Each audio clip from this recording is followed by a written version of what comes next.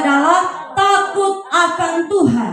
Semua orang yang melakukannya berakal budi yang baik. Puji-pujian kepadanya tetap untuk selama-lamanya. Amin. Tepuk tangan dulu untuk kemuliaan nama Tuhan. Juru firman Tuhan kepada kita, jemaat yang saya kasihi, hidup menjadi lebih berhikmat.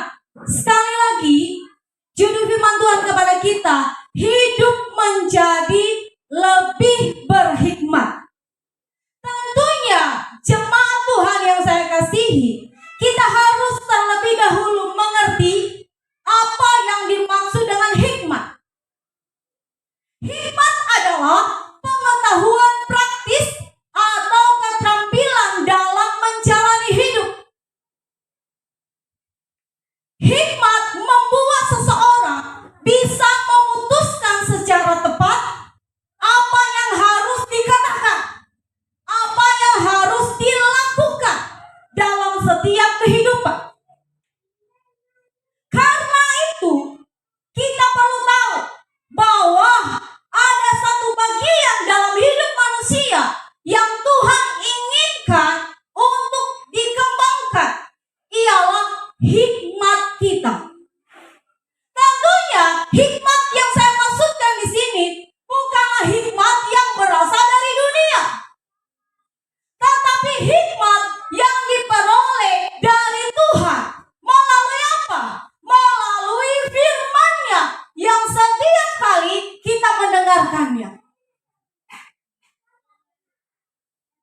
Makanya Alkitab mencatat di Amsal 2 ayat 6. Perhatikan dan buka Alkitab saudara. Amsal 2 ayat 6. Karena Tuhanlah yang memberi hikmat, dari mulutnya datang pengetahuan dan kepandaian. Dengar baik-baik jemaat Tuhan. Tuhanlah yang memberikan hikmat kepada kita. Manusia memiliki pengetahuan dan kepandaian. Itu dari Tuhan. Itu sumbernya dari Tuhan. Tuhan memberikan hikmat kepada kita agar kita bisa melakukan atau melakukan sesuatu, memperkatakan sesuatu sesuai dengan firman Tuhan, sesuai dengan kehendak Bapa Surgawi. Apabila hikmat itu melimpah ada di dalam hidup kita, tentunya kita dapat membedakan apa yang benar, apa yang tidak. Tentunya kalau kita memiliki hikmat, kita akan menjaga ucapan kita, perkataan kita, tingkah laku kita, dan tentunya hal-hal yang akan kita kerjakan. Karena hikmat itu ada di dalam kita. Dan firman Tuhan berkata, apabila di antara kamu ada yang kekurangan hikmat, hendaklah ia memintanya, maka ia akan memberikannya kepadamu. Yakobus 1 ayat 5 berkata demikian, kekasih Tuhan. Apabila di antara kamu, apabila kita merasa saya kurang hikmat, mintalah kepada Dia, maka ia akan memberikan hikmat kepada saudara. Kita butuh hikmat untuk menjalani kehidupan kita dalam sehari-harinya.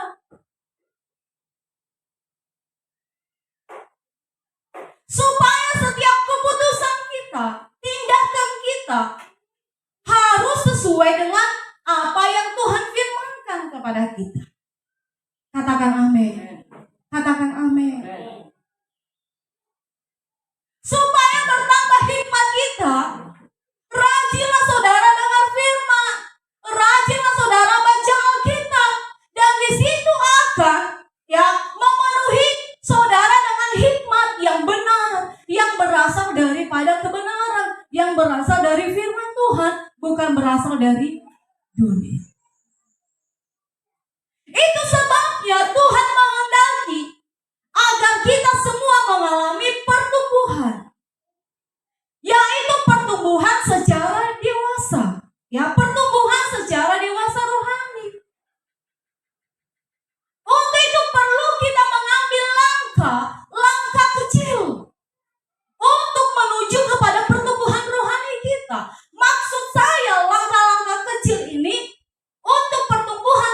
kita ialah kita harus belajar yang namanya BMK. Belajar firman Tuhan. Maka akan bertambah wawasan kita, hikmat kita sesuai dengan firman Tuhan. Kita harus setia di ibadah misal. Untuk apa? Supaya kita dapat bertumbuh. Amin. Supaya kita bisa berhikmat sesuai dengan apa firman Tuhan. Apa yang dikatakan firman Tuhan. Kita perlu hadir di ibadah, penginjilan dan pemuritan. Supaya kita benar-benar dimuridkan di sana.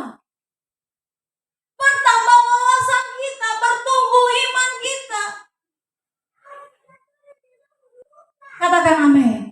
Ini adalah langkah-langkah kecil yang perlu kita harus kerjakan. Jadi setiap kita jemaat Tuhan yang mungkin belum setia di ibadah misal, setialah saudara. Karena di situ akan bertambah hikmat pengetahuan kita. Di situ kita akan diajari untuk dapat berbicara, bercerita, sharing tentang firman apa yang sudah kita terima. Dan itu menunjukkan adanya pertumbuhan rohani kita, adanya kedewasaan kita di dalam Tuhan. Katakan amin. Katakan amin. Dan Tuhan mau, kekasih Tuhan, agar kita benar-benar mengalami pertumbuhan rohani. Dan tahu Bapak Ibu Saudara, pertumbuhan rohani ini, ya, prosesnya tidak sekejap. Tetapi melalui proses demi proses. Untuk itu perlu kita setia di setiap ibadah kita. Di sinilah kita diproses untuk lebih bertumbuh menjadi dewasa rohani di dalam Tuhan. Dewasa rohani tidak ditentukan seberapa lama dia ikut Tuhan. Dewasa rohani tidak diukur karena dia melayani di gereja.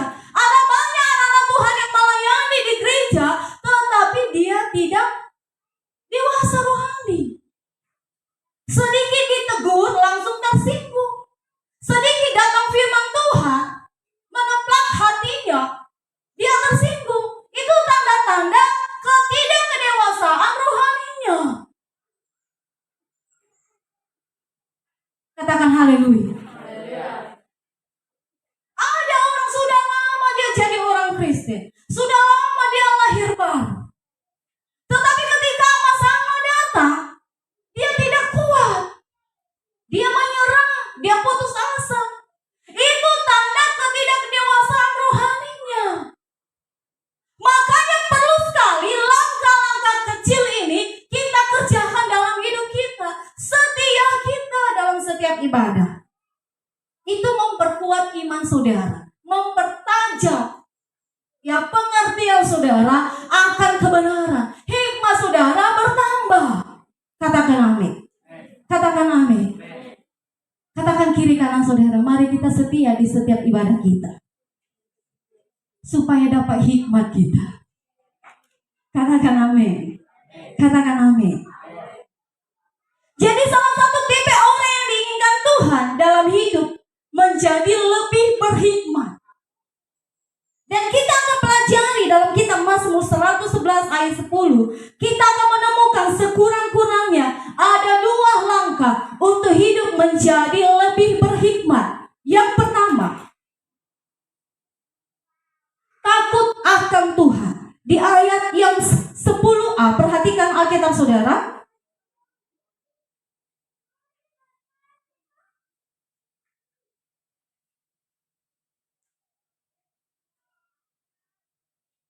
Permulaan hikmat adalah takut akan Tuhan. Kitab Mazmur 111 ayat 10 ini memberitahukan kepada kita bahwa awal daripada hikmat adalah takut akan Tuhan.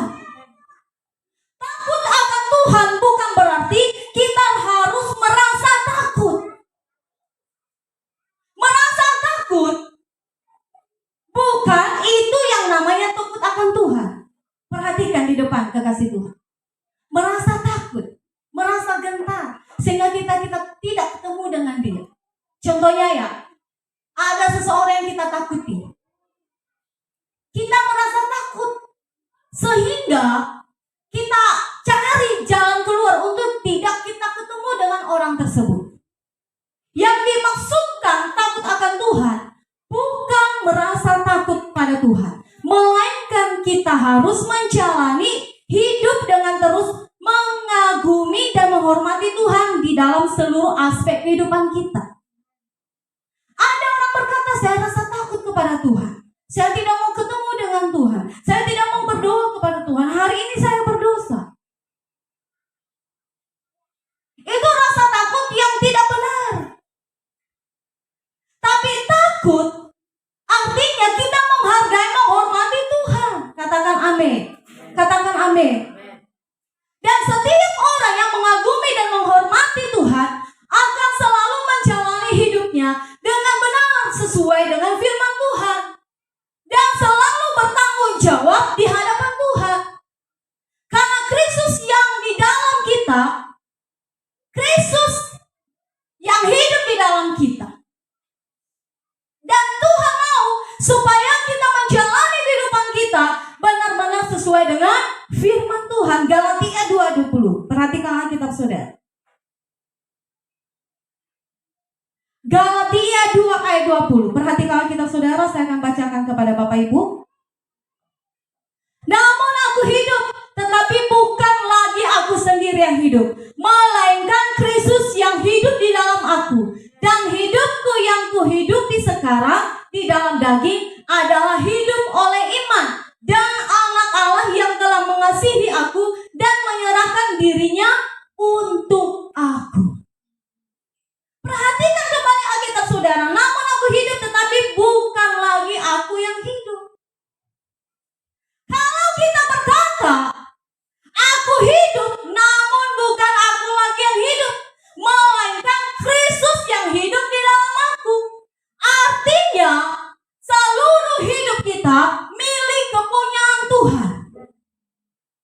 Kalau seluruh hidup kita milik kepunyaan Tuhan, tentunya kita harus menjalani hidup kita sesuai dengan firman Tuhan. Karena kita sudah ditebus dengan darah yang mahal. Jadi, ini tubuh, ini hidup bukan milik kita lagi.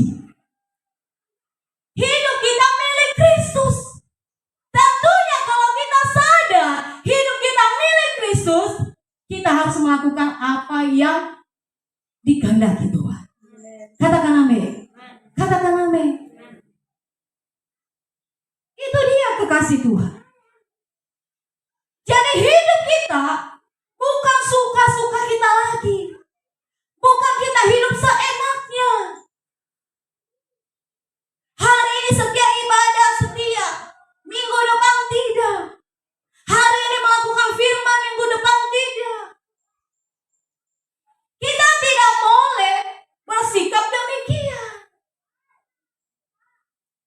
Kalau kita sadar, saya ulang perkataan saya. Kalau kita sadar hidup ini milik Tuhan, karena Tuhan sudah menebus kita, cara hidup kita, tingkah laku kita, ucapan kita, perbuatan kita hendaklah sesuai dengan firman Tuhan. Katakan haleluya. Dan Paulus berkata, aku hidup bukan aku lagi, melainkan siapa? Kristus yang hidup di dalam aku. Sama-sama ucapkan dengan saya. Aku hidup bukan aku lagi, melainkan Kristus yang hidup di dalamku. Tepuk tangan untuk Tuhan. Nah, jemaat Tuhan, wujud dari sikap takut akan Tuhan ialah melakukan kehendak Bapa di surga. Dan tahukah Bapak Ibu Saudara, salah satu melakukan kehendak Bapa adalah membenci kejahatan. Buka Alkitab Saudara, Amsal 8 ayat 13. Dan sama-sama kita mengucapkan atau membaca Amsal 8 ayat 13. Buka Alkitab Saudara.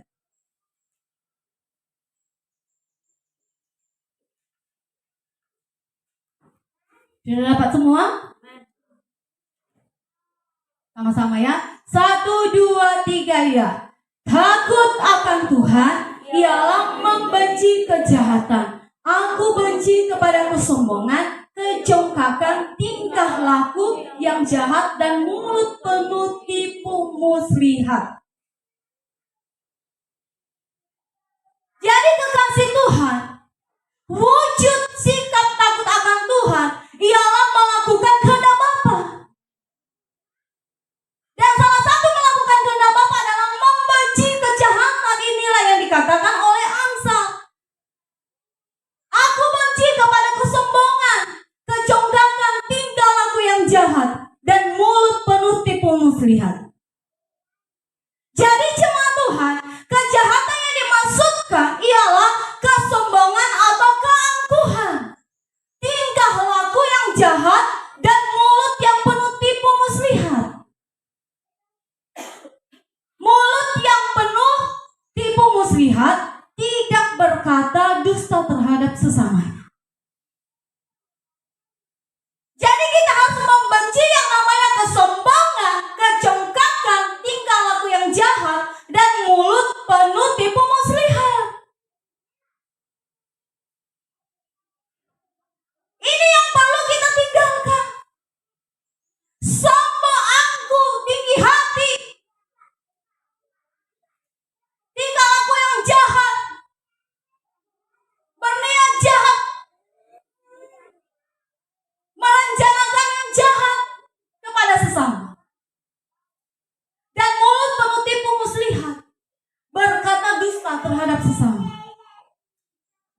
Perhatikan jemaat Tuhan, jangan kita berkata dusta kepada sesama kita.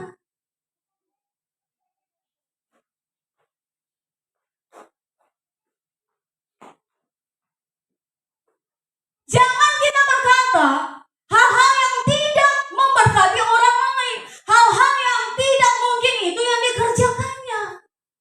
Kebanyakan orang mengucapkan dusta terhadap sesamanya.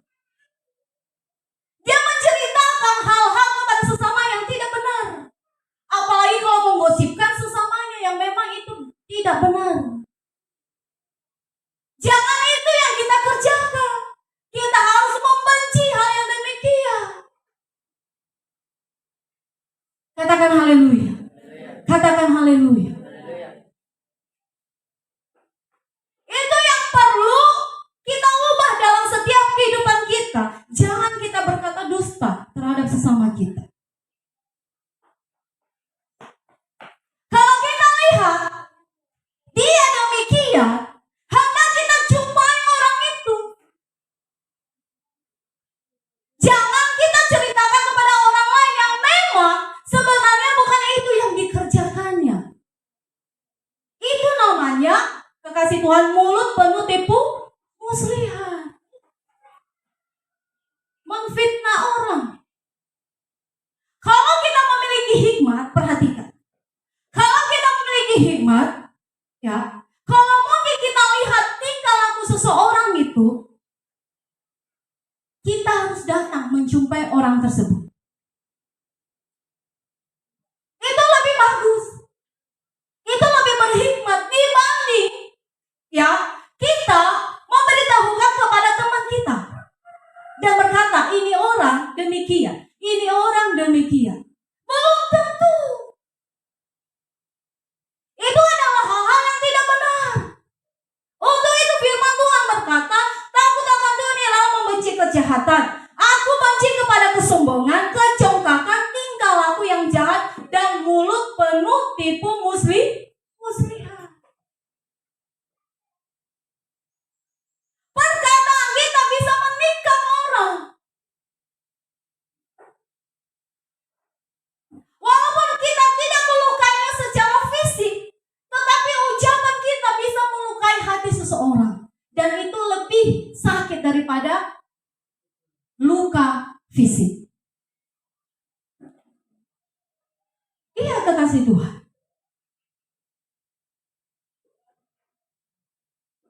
Dan bisa-bisanya kalau dia mendengar perkataan kita,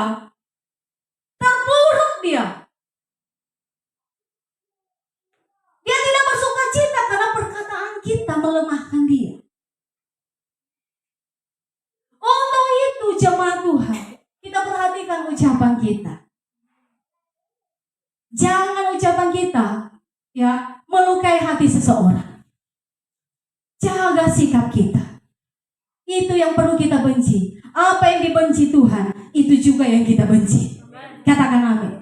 Bahkan bukan hanya itu, di dalam kitab 1 Yohanes 5 ayat 17 dikatakan bahwa semua kejahatan adalah dosa. Selain yang saya katakan tadi, kesombongan, menganggap rendah orang lain, menganggap kita yang lebih hebat, kita yang lebih pintar, menganggap semua yang kita dapat karena kekuatan kita, itu kesombongan. Bukan hanya itu, mulut penuh tipu muslihat, bukan hanya itu, tetapi Alkitab mencatat bahwa semua kejahatan adalah dosa.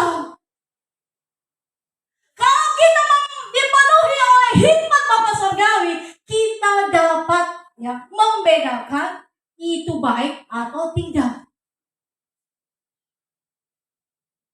Makanya kalau kita kurang hikmat, minta kepada Tuhan, Dia akan memberikan hikmat kepada kita, supaya hidup kita benar-benar memuliakan Tuhan. Katakan haleluya. Katakan haleluya. Itu berarti orang yang berhikmat, perhatikan. Itu berarti orang yang berhikmat tidak lagi melakukan kejahatan. Orang-orang yang masih melakukan kejahatan, dia tidak berhikmat. Karena orang-orang yang berhikmat tidak lagi melakukan kejahatan. Kalau kita masih melakukan hal yang tidak sesuai dengan firman Tuhan, itu pertanda bahwa kita tidak punya hikmat dari surga. Dan hari ini, selesai nanti ini kita berdoa, minta hikmat kepada Tuhan, agar saudara tetap hidup sesuai dengan apa kata firman. Katakan amin. Tahukah saudara, orang yang berhikmat itu tidak mungkin korupsi. Benar atau tidak? Orang yang berhikmat itu tidak mungkin dia mencuri. Percayalah. Orang yang berhikmat tidak mungkin berzina. Orang yang berhikmat tidak mungkin mendustai orang lain. Orang yang berhikmat tidak mungkin dia kepahitan dengan sesamanya. Orang yang berhikmat tidak mungkin dia kejam, tidak mungkin dia kikir, tidak mungkin dia ambisius, tidak mungkin dia cakap kotor. Tetapi orang-orang yang melakukan itu karena dia tidak punya hikmat. Saudara punya hikmat atau tidak?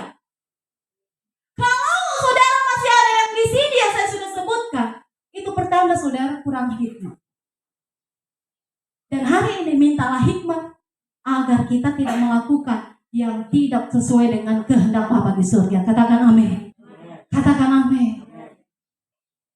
Tapi kan Tuhan, cobaan ini terlalu berat sehingga saya masih mengucapkan kata kotor.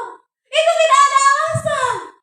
Kalau orang yang punya hikmat, dia bisa mengekang mulutnya, ucapannya, dan tidak mengeluarkan kata-kata kotor, tidak mengeluarkan kata-kata dusta. Karena hikmat kita dapat menguasainya itu. Katakan amin. Katakan amin. Karena saya sudah katakan Amsal 8:13, takut akan Tuhan adalah membenci kejahatan. Dan hikmat itu adalah takut akan Tuhan. Haleluya. Jadi kekasih Tuhan, orang yang berhikmat pasti takut akan Tuhan. Buka kitab saudara Yakobus 3 ayat 17. Yakobus 3 ayat 17. Perhatikan kitab saudara. Tetapi hikmat yang dari atas adalah pertama-tama murni. Selanjutnya apa? Pendamai, peramah, penurut, penuh belas kasihan, dan buah-buah yang baik, tidak memihak dan tidak munafik. Ini adalah hikmat yang dari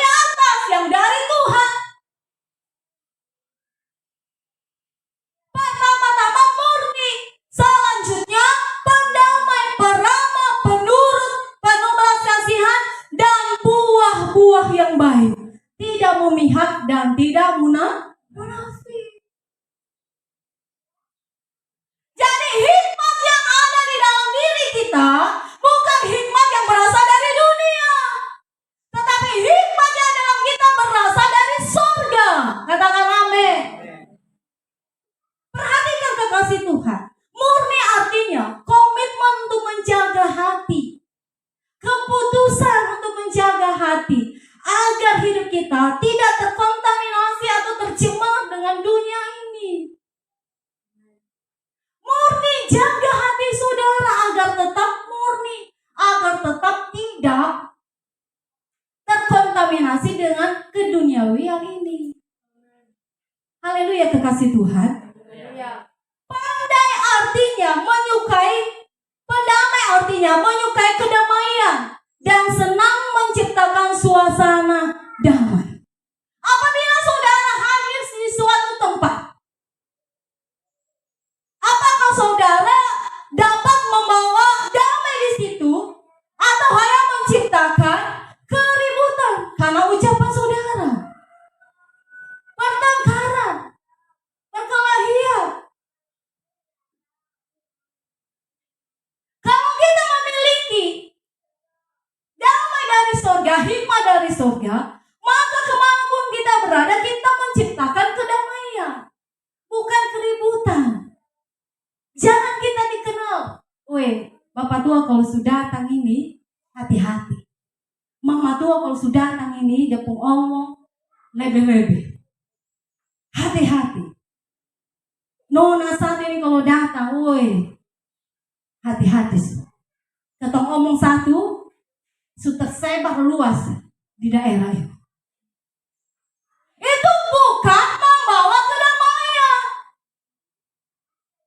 Pastikan kalau kita memiliki hikmat, kita dapat membawa damai kepada orang lain, bukan membuat rusuh.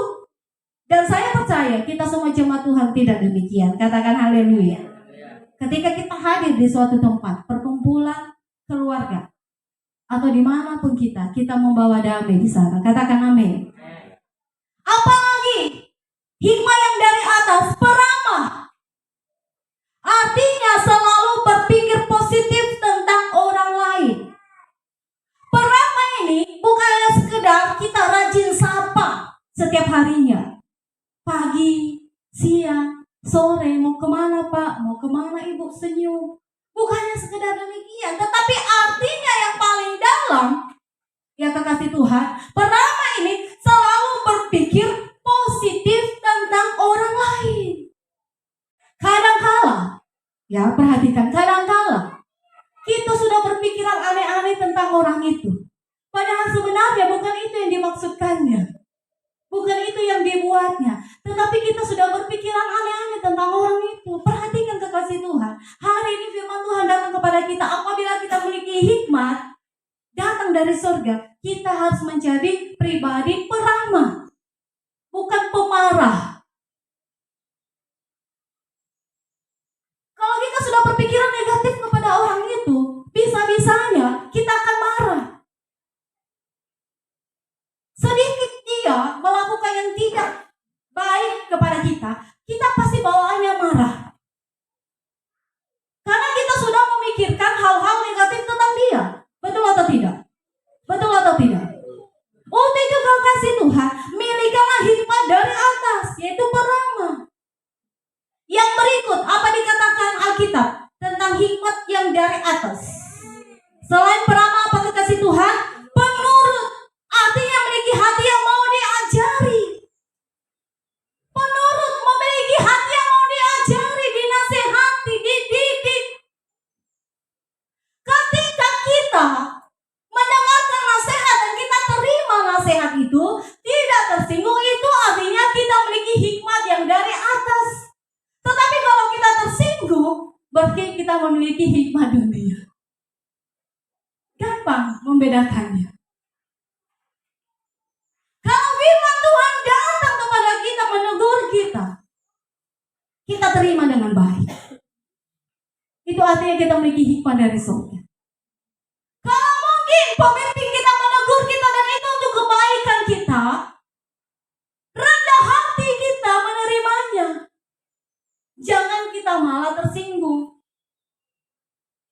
meninggalkan pelayanan. Tidak demikian. Itu bukan hikmat dari sorga. Itu hikmat dunia. Kalau kita dididik, diajari, kalau hikmat dunia, sudah kasih tinggal biar dia rasa Tetapi hikmat dari atas, ajaran itu, nasihat itu, dijadikannya semakin lebih baik dirinya. Dia menjadikan dirinya semakin dekat dengan Tuhan. Dia memperbaharui apa yang salah. Itu namanya hikmat dari surga. Katakan amin. Apakah saudara memiliki hikmat dari surga? Haleluya. Apalagi kekasih Tuhan? Penuh belas kasihan. Artinya mempunyai belas kasihan yang dinyatakan bukan hanya secara ucapan, tetapi dengan tindakan. Kita bukan hanya sekedar empati, simpati kepada orang tersebut, tetapi lebih daripada itu harus punya tindakan kasih itu. Contohnya saya empati kepada kakak Ermi karena dia punya masalah.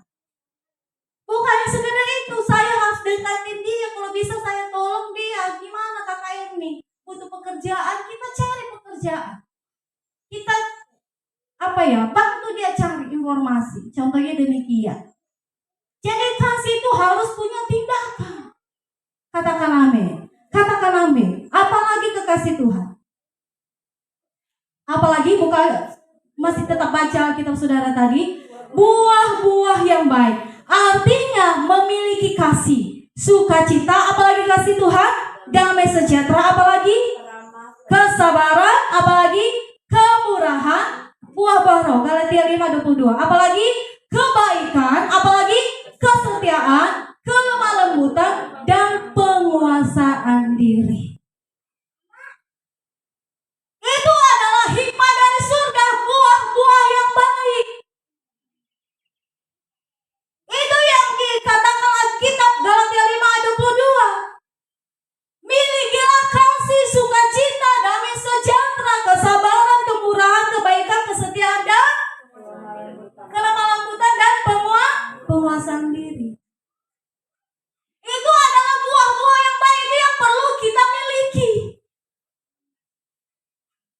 Apalagi kekasih Tuhan, hikmat yang dari atas, tidak munafik. Artinya memiliki ketulusan hati dan tidak ada kepura-puraan di dalam hidupnya. Ketika dalam ibadah dengan firman Tuhan, dia bilang ya, amin, setuju. Tapi setelah keluar ibadah, dia tidak lakukan sesuai dengan yang ia iyakan, sesuai dengan apa yang dia dengar. Itu artinya munafik. Makanya Matius berkata, percuma mereka beribadah kepadaku, sedangkan ajaran yang mereka lakukan adalah ajaran nenek moyang. Mereka mengabaikan ajaran Tuhan. Itu adalah munafik. Tapi orang yang memiliki hikmat dari surga tidak mungkin munafik. Kalau ia berkata, ya saya kerjakan, pasti itu yang dikerjakannya. Tidak pura-pura di depan kita dia baik terlalu, dia hargai kita terlalu, tetapi di luar dia tikam kita. Di depan kita dia iya, oh iya ibu, iya, tapi di luar sana dia gosipkan kita. Itu orang munafik. Tapi orang memiliki hikmat dari surgawi, dia tidak mungkin melakukan ini. Katakan amin. Katakan amin. Dia akan tulus kalau ia berkata engkau cantik. Memang dia tulus. Bukan pura-pura, bukan karena supaya dia dipuji, tidak. Tetapi tulus hatinya, wih cantik kali kamu ibu hari ini. Wih kakak, cantik Tetapi memang tulus hatinya mengatakan demikian karena memang dia cantik.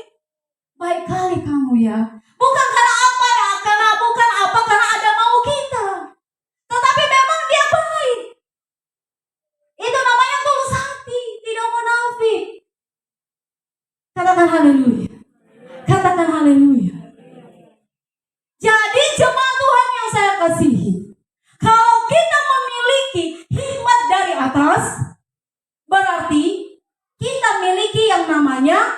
Apa tadi kasih Tuhan? Murni, pendamai, peramah, penurut, penuh belas kasihan, dan buah-buah yang baik, dan tidak memihak, dan tidak munafik. Hari ini kekasih Tuhan, milikilah hikmat dari surga, bukan hikmat dari dunia. Kalau hikmat dari dunia, kalau dia jahat, saya harus balas jahat. Kalau dia sakiti saya harus sakiti dia.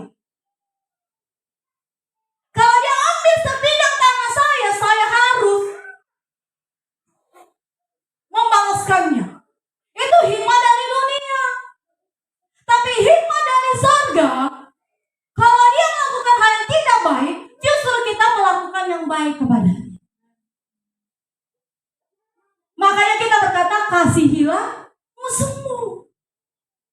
Bukan dikatakan kasihilah orang yang berbuat baik kepadamu, siapapun pasti bisa melakukannya. Tapi Alkitab mencatat, kasihilah musuh. Kenapa bisa kita melakukan demikian? Kita mengasihi musuh kita karena ada hikmat dari surga ada di dalam hidup kita. Katakan haleluya. Sehingga kita mampu membalas kejahatan dengan kebaikan.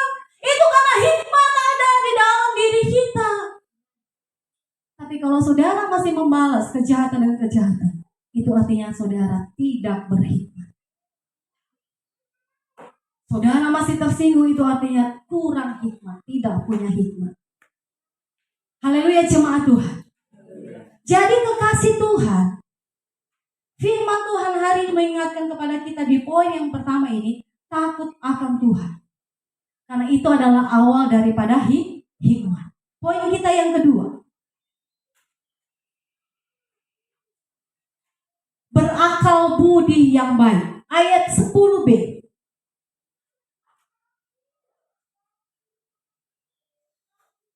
Poin kita kedua, berakal budi yang baik. Perhatikan Alkitab saudara di ayat 10b. Semua orang yang melakukannya berakal budi yang baik. Puji-pujian kepadanya tetap untuk selama-lamanya.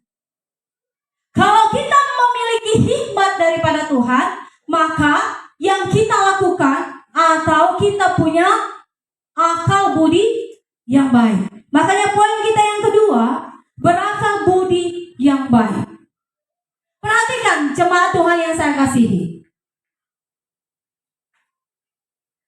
Kontrak manusia adalah makhluk yang berakal budi, yang selalu berpikir rasional, berpikir logis, dan berpikir sehat. Karena itu, rasionalitas atau akal budi seseorang akan mengarahkan hidupnya kepada apa yang menjadi tujuan hidupnya. Kalau tujuan hidupnya, contohnya menikah, berarti letak kebahagiaan dia itu ketika dia menikah. Kalau tujuan hidupnya melayani Tuhan, berarti letak kebahagiaannya ialah melayani Tuhan.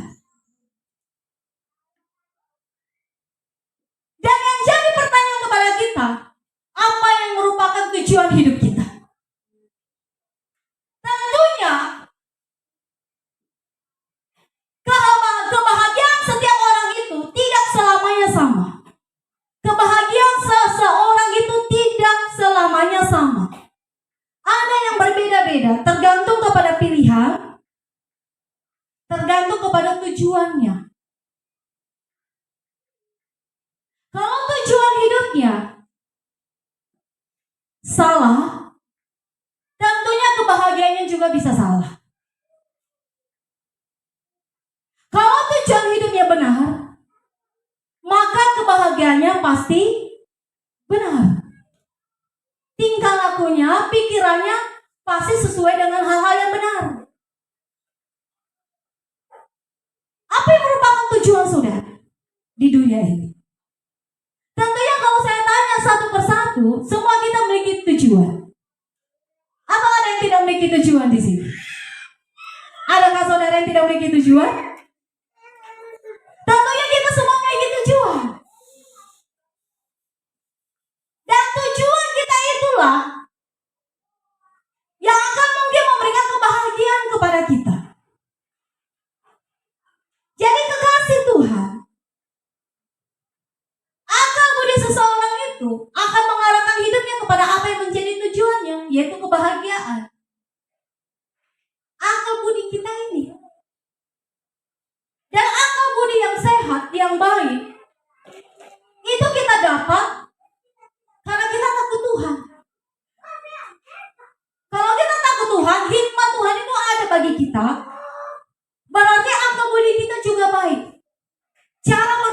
kita juga baik. Bahkan cara pandang kita juga baik terhadap seseorang. Jadi kekasih Tuhan, agar kebahagiaan kita itu benar-benar selaras dengan firman Tuhan, kebahagiaan yang menjadi tujuan hidup kita itu haruslah sesuai dengan kehendak Tuhan. Makanya kita harus memiliki pola pikir, akal budi atau mindset kita harus diperbaharui sesuai dengan firman. Supaya setiap apa yang kita pikirkan, apa yang kita rencanakan benar-benar sesuai dengan firman Tuhan, selaras dengan firman Tuhan. Dan saya percaya kalau pikiran kita sesuai dengan firman, maka tindakan kita akan sesuai dengan firman Tuhan. Karena seseorang dulu berpikir baru dia bertindak. Tidak mungkin dia bertindak sebelum dia berpikir. Benar ya? Kita pikirkan dulu, baru kita bertindak. Agar tindakan kita itu baik dan selaras dengan firman, kita harus berubah cara berpikir kita, berubah cara mindset kita. Diubah melalui apa? Melalui firman Tuhan. Makanya Roma 12 ayat 2. Perhatikan kitab saudara. Roma 12. Satu orang bacakan bagi kita. Roma 12 ayat 2. Roma 12 ayat 2, janganlah kamu menjadi serupa dengan dunia ini, tetapi berubahlah oleh pembaharuan budimu, sehingga kamu dapat membedakan manakah kehendak Allah, apa yang baik, yang berkenan kepada Allah, dan yang sempurna. Iya, janganlah kamu serupa dengan dunia ini, tetapi berubahlah oleh pembaharuan budimu, sehingga kamu dapat membedakan manalah kehendak Tuhan, mana yang baik, mana yang tidak baik. Jadi kita harus mengubah cara pola pikir kita, mindset kita, agar tindakan kita tidak salah. Kita harus ubahnya melalui apa? Melalui firman Tuhan. Sehingga apa yang kita pikirkan benar-benar selaras dari firman Tuhan. Katakan haleluya.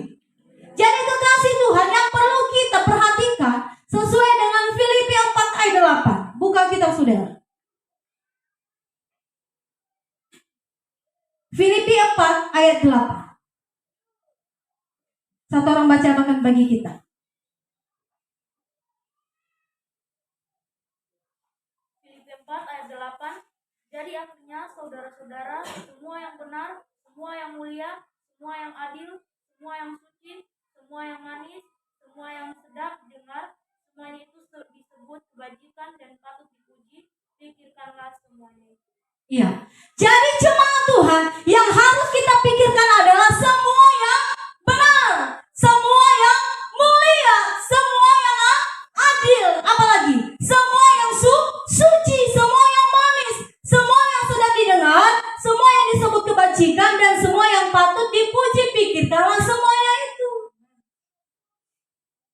Makanya dari awal saya katakan mindset kita, pola pikir kita harus diselaraskan dengan firman Tuhan, diubah sesuai dengan firman Tuhan. Sehingga kita tidak berpikir secara duniawi lagi, tetapi kita berpikir secara kebenaran firman Tuhan. Yang di pikiran kita adalah hal-hal yang benar, hal-hal yang mulia, hal-hal yang suci, hal-hal yang manis, yang sedap didengar, yang disebut kebajikan, semua yang patut dipuji. Kalau kita pikirkan hal-hal yang negatif, itu bukan sesuatu yang sedap didengar, sesuatu yang sedap, yang suci. Makanya pikiran kita harus diubah sesuai dengan firman Tuhan. Katakan amin. Bagaimana caranya Ibu Pendeta? Hiduplah di dalam firman Tuhan. Bacalah Alkitab saudara. Jangan setelah pulang ibadah Alkitab saudara disimpan, dibukukan. Yang punya handphone, yang ada aplikasi, di HP-nya. Bukan hanya di tempat ibadah saudara baca, tetapi pula baca Alkitab saudara. Jangan hanya sibuk baca status orang. Jangan hanya sibuk setiap hari naikkan di Facebook. Tidak masalah. Saya juga naikkan di Facebook. Kegiatan-kegiatan saudara serba-serbi naikkan di Facebook. Tidak masalah, itu tidak dosa. Tapi adakah saudara pikirkan yang benar? Yang benar itu ya apa? Hal-hal yang baik yang sesuai dengan firman. Kalau saudara pikirkan firman Tuhan itu adalah hal yang benar. Kalau saudara pikirkan pekerjaan Tuhan itu adalah hal yang benar. Kalau saudara pikirkan bagaimana caranya saya ajak seseorang datang kepada Yesus, itu adalah hal yang benar, hal yang mulia. Bagaimana caranya supaya saya adil, pikirkanlah itu. Bagaimana caranya kalau saya benar-benar memberkati orang lain, jadi berkat, jadi teladan, ucapan saya. Itu hal-hal yang benar, itu yang perlu kita pikirkan. Bukan memikirkan hal-hal yang tidak baik. Bagaimana caranya menjatuhkan dia. Bagaimana caranya agar aku menggosipkan dia. Bagaimana caranya agar dia lemah. Bagaimana caranya agar status saya hari ini semua orang komen. Bagaimana caranya kalau saya selfie hari ini baik dan semua orang kagum. Bukan hanya ini yang kita pikirkan. Terlebih-lebih kita pikirkan hal-hal yang benar, mulia, adil, suci, dan manis, dan sedap didengar, yang disebut kebajikan dan patut untuk dipuji. Itu dia kekasih Tuhan. Jadi kalau kita memiliki hikmat daripada Tuhan, maka pola pikir kita akan diubah. Cara berpikir kita bukan cara berpikir duniawi lagi, tapi cara berpikir sesuai dengan firman Tuhan. Dan tentunya kalau pola pikir kita sesuai dengan firman Tuhan, tindakan kita, ucapan kita pasti sesuai dengan firman Tuhan. Katakan haleluya. Haleluya. Jadi kekasih Tuhan, hikmat adalah salah satu hal yang penting dalam menjalani kehidupan. Maka kita harus meminta hikmat kepada Tuhan agar kita tidak kekurangan hikmat. Saya sudah katakan sama saudara tadi, Yakobus 1 ayat 5. Kalau kita kurang hikmat, maka kita minta supaya Tuhan memberikan hikmat kepada kita. Karena kalau kita memiliki hikmat di dalam diri kita, maka akan memuliakan Tuhan, bahkan akan menerima puji-pujian terbaik, karena ia adalah sumber hikmat yang ada pada kita. Perhatikan Alkitab saudara tadi. Baca ulang Mazmur saudara tadi. Perhatikan saudara, Mazmur 111 ayat 10b. Semua orang melakukannya berakal budi yang baik. Puji-pujian kepadanya tetap untuk selama-lamanya. Tuhan akan dimuliakan lewat hidup kita kalau kita memiliki hikmat, cara kita berpikir setiap hari, memikirkan hal-hal yang benar, mulia, adil, suci, manis, dan Tuhan yang ditinggikan, Tuhan yang dimuliakan. Katakan amin. Karena kita memiliki hikmat dari Bapa Surgawi. Untuk itu jemaat Tuhan yang terkasih, yang diberkati oleh Tuhan, milikilah akal budi yang baik. Dari mana kita memperoleh akal budi yang baik? Dari takut akan Tuhan. Dan itu adalah sumber hikmat. Dan untuk memperolehnya itu kekasih Tuhan, perlu kita selaraskan pikiran kita sesuai dengan firman Tuhan. Sehingga ucapan kita, tindakan kita, perbuatan kita tidak melenceng daripada firman, tetapi sesuai dengan firman Tuhan. Katakan amin. Katakan amin. Sehingga lewat hidup kita orang lain diberkati. Tepuk tangan dong. Apakah saudara diberkati hari ini? Apakah saudara diberkati? Jadi kalau saudara merasa kurang hikmat, mintalah kepada Tuhan agar Tuhan memenuhi saudara dengan hikmat surgawi, sehingga setiap harinya kita tetap melakukan apa yang Tuhan mau dalam hidup kita. Amin. Mari kita tutup Alkitab kita dan kita akan berdoa.